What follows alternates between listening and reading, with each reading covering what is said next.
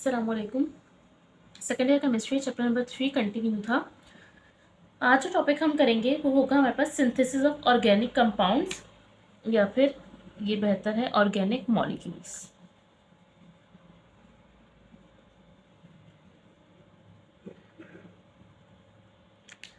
There are two processes involved in the synthesis of complex organic molecules, also known as target molecules: the partial synthesis and the total synthesis.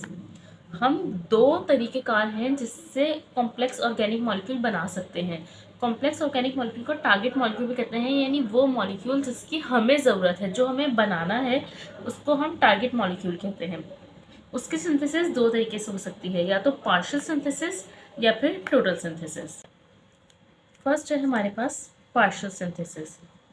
Partial synthesis involves starting with a simpler molecule, that is molecules that obtain from natural sources or through the living organisms such as plants, animals or microorganisms also, and modifying it through a series of chemical reaction to create a more complex target molecule. अब synthesis में जो हमारे पास पहली synthesis है वो है partial synthesis. अब partial synthesis हमारे पास क्या होती है? पार्शियल सिंथेसिस में हम अपना टारगेट मॉलिक्यूल बनाते हैं जो कि कॉम्प्लेक्स होता है, किसी ऐसे मॉलिक्यूल से जो बहुत ज़्यादा सिंपल हो। यानी हम किसी ऐसे मॉलिक्यूल का इंतखाब करते हैं जो बहुत ज़्यादा सिंपल हो, और हम उस पर डिफरेंट केमिकल रिएक्शंस जो है वो अप्लाई करते हैं ताकि हमारे पास अपना डिज़ायर्ड ऑर्गेनिक मॉलिक्यूल ऑब्टेन हो जाए। जो सिंपलर मॉलिक्यूल होता है हमारे पास, हम उस मॉलिक्यूल को नेचुरली ऑब्टेन करते हैं डिफरेंट सोर्सेज से। प्लांट से भी ले सकते हैं, एनिमल से भी, माइक्रो ऑर्गेनिज्म से भी ले सकते हैं, और उसके ऊपर हम केमिकल रिएक्शंस अप्लाई करते हैं। उसके ऊपर हम जो है वो डिफरेंट प्रोसेसेस करते हैं, जिसके बाद हमें अपना टारगेट मॉलिक्यूल अचीव होता है। इसको बेहतर समझने के लिए हम देखते हैं पार्शियल सिंथेसिस में होता क्या है। हमारे पास बेसिकली हमारे पास कोई भी नेचुरल सोर्स है, उसमें हमारा डिज़ायर्ड मॉलिक्यूल हमें पता है हमें मिल जाएगा। हमने अपना सिंपल मॉलिक्यूल एक्सट्रैक्ट किया जो हमें पता है हमारे नेचुरल सोर्स में प्रेजेंट है। एक्सट्रैक्ट करने के बाद हमने उस मॉलिक्यूल के ऊपर series of chemical reactions apply किए, यानी जो भी हमारे पास रिएक्शंस थे जो हमारे पास कॉम्प्लेक्स टारगेट मॉलिक्यूल तक जाने के लिए हमें चाहिए थे, हमने वो सारे रिएक्शंस इसके ऊपर अप्लाई किए। उसके बाद हमारे पास कॉम्प्लेक्स टारगेट मॉलिक्यूल अचीव हो गया। ये होती है हमारे पास पार्शियल सिंथेसिस। यानी यहाँ पे हम ये कह सकते हैं कि ये जो हमारे पास सिंपल मॉलिक्यूल जो हमने एक्सट्रैक्ट किया है ना, ये एक तरीके से हमारा इंटरमीडिएट था। हम ये कह सकते हैं कि ये एक तरीके से हमारा इंटरमीडिएट था जो हमें अपने मेन मॉलिक्यूल तक जाने के लिए चाहिए था। लेकिन ये इंटरमीडिएट हम इतना कॉम्प्लेक्स था, ये इंटरमीडिएट खुद भी इतना इस तरीके का था कि हम इसे डायरेक्टली नहीं बना सकते थे, हम इसे खुद से नहीं बना सकते थे। इसलिए हमने उसे एक्सट्रैक्ट कर लिया नेचुरल सोर्सेज से, और उसके ऊपर थोड़े बहुत केमिकल रिएक्शंस अप्लाई करके हमारा डिज़ायर्ड प्रोडक्ट मिल गया। This method is particularly useful when the desired molecule is challenging to synthesize directly or require the multiple steps. हम इस मेथड को यूज़ ही तब करते हैं जब हमारे पास जो ये कॉम्प्लेक्स टारगेट मॉलिक्यूल होता है, इसे बिल्कुल सिरे से, यानी बिल्कुल ए से स्टार्ट करना और ए से स्टार्ट करके जेड पे आना इतना मुश्किल हो जाता है कि उसके अंदर डिफरेंट मल्टीपल स्टेप्स हमारे पास इंक्लूड हो रहे होते हैं, और उनके लिए और वो स्टेप्स मुश्किल होते हैं। एक चीज़ केमिस्ट्री में हम अपने मास्टर्स तक में भी ये चीज़ देखते हैं कि जितने ज़्यादा स्टेप किसी चीज़ के सिंथेसिस के लिए या किसी चीज़ की एनालिसिस के लिए रिक्वायर होते हैं, उतने ज़्यादा उसके अंदर एरर के चांसेस होते हैं। तो केमिस्ट की अप्रोच होती है कि इस तरीके वो हमारे पास वो पाथवे चूज़ किया जाए, वो मैकेनिज़्म चूज़ किया जाए, या कह सकते हैं कि वो सिंथेसिस चूज़ की जाए जिसके अंदर स्टेप्स कम से कम हो, क्योंकि जितने ज़्यादा स्टेप्स कम होते हैं उतनी ज़्यादा हमारे पास एरर के चांसेस कम होते हैं, उतनी ज़्यादा हमारे पास चीज़ ख़राब होने के चांसेस कम होते हैं।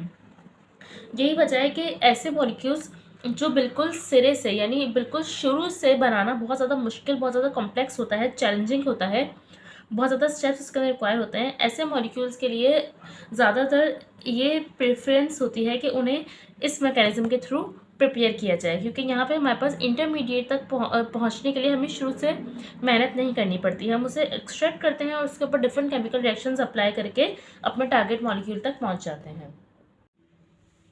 पार्शियल सिंथेसिस की एक एग्जांपल है हमारे पास preparation of ibuprofen from cumene. Ibuprofen हमारे पास क्या होती है, एक एंटी इन्फ्लेमेटरी ड्रग होता है हमारे पास।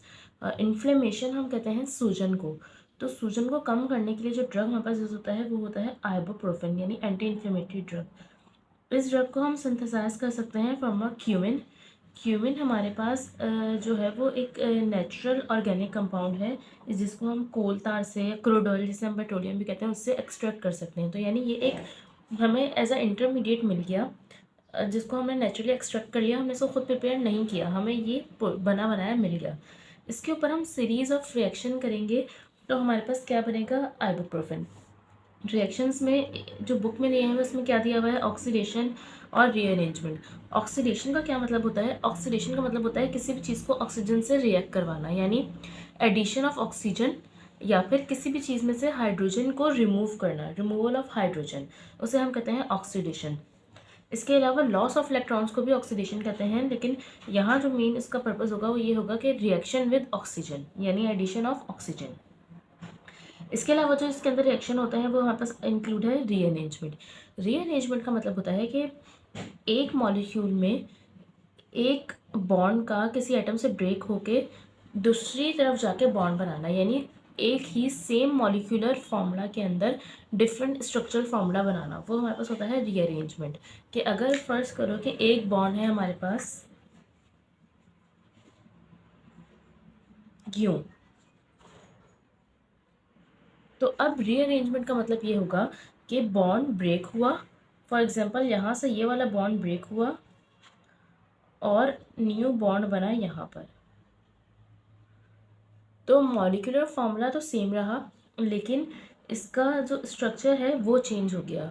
क्यों? क्योंकि इसने जो है वो एक ही एटम ने बॉन्ड ब्रेक किया एक ही मॉलिक्यूल के अंदर, इसे हम कहते हैं रीअरेंजमेंट रिएक्शन। तो कुछ इस तरीके के रिएक्शंस होते हैं, और भी सीरीज ऑफ रिएक्शन होते होंगे, जिसके बाद हमारे पास फाइनली बनता है आइबुप्रोफेन। क्यूमिन जो होता है हमारे पास, इसको हम आइसोप्रोपाइल बेंजीन भी कहते हैं, जिसका स्ट्रक्चर है ये हमारे पास है बेंजीन रिंग, और इसके ऊपर हमारे पास सब्स्टिट्यूएंट लगा हुआ है आइसोप्रोपाइल।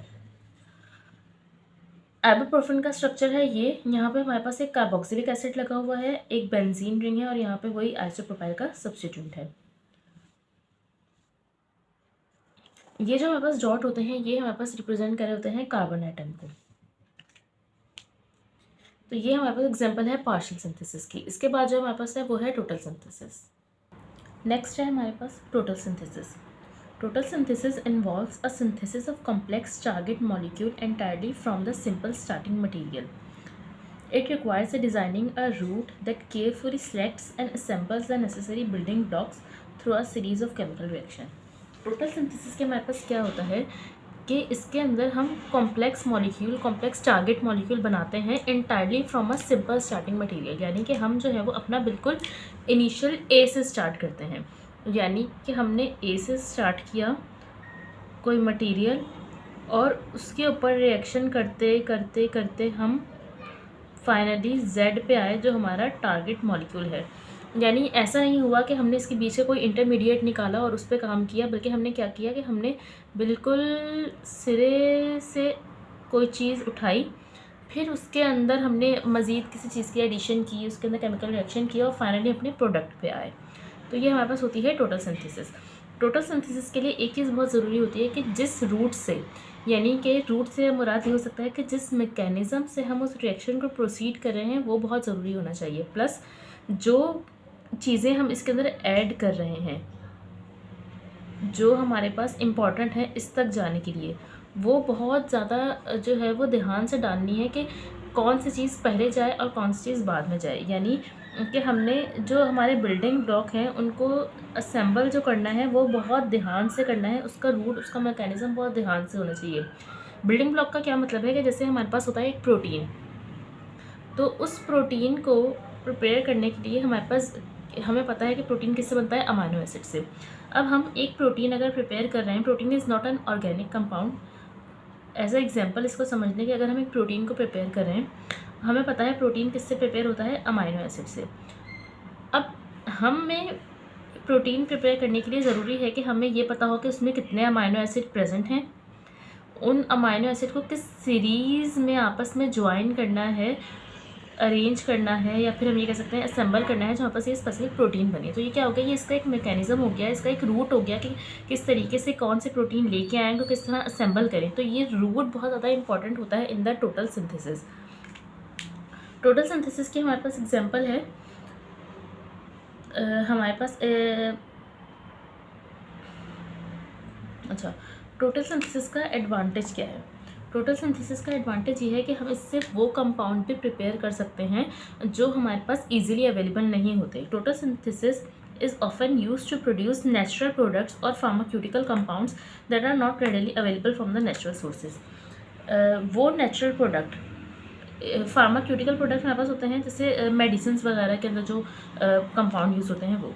अच्छा, वो नेचुरल प्रोडक्ट्स जो हम इजीली एक्सट्रैक्ट नहीं कर सकते, यानी कि अगर इन्हें एक्सट्रैक्ट करने जाएं तो इनके एक्सट्रैक्ट करने में इनको बनाने से ज़्यादा मेहनत लग जाएगी। तो ऐसे products that are not readily available, जो बहुत आसानी से हम एक्सट्रैक्ट नहीं कर सकते, हमें नहीं ऑब्टेन हो सकते, उन प्रोडक्ट्स को जो है हम वो टोटल सिंथेसिस के ज़रिए जो है वो सिंथेसाइज कर सकते हैं। तो ये इसका एक एडवांटेज होता है।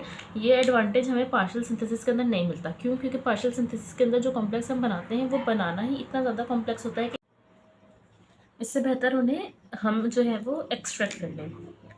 इसके अलावा जो हमारे पास एग्जांपल है वो है हमारे पास इसकी the total synthesis of anti cancer drug paclitaxel, जिसको हम टैक्सोल भी कहते हैं, involves a numerous step to construct the molecule from the simple building block. तो इसकी जो हमारे पास एग्जांपल आती है वो हमारे पास आती है पैक्लीटैक्सेल। ये हमारे पास जो है एक एंटी कैंसर ड्रग है, यानी कैंसर के अगेंस्ट हमारे पास काम करती है। इस ड्रग को हम जो है वो प्रिपेयर करते हैं फ्रॉम द बिगनिंग। जबकि जो हमने आइबुप्रोफेन पढ़ी थी उस ड्रग को हम जो है वो सिंथेसाइज करते थे क्यूमिन से। वो हमारे पास है पार्शियल सिंथेसिस। लेकिन इस ड्रग को हम जो है वो इनिशियल ही बिल्कुल इसके जो बिल्डिंग ब्लॉक होता है, जैसे हमने पढ़ा अमाइनो एसिड, इस तरह के कंपाउंड से सिंथेसाइज करते हैं। तो ये था हमारे पास टोटल और पार्शियल सिंथेसिस।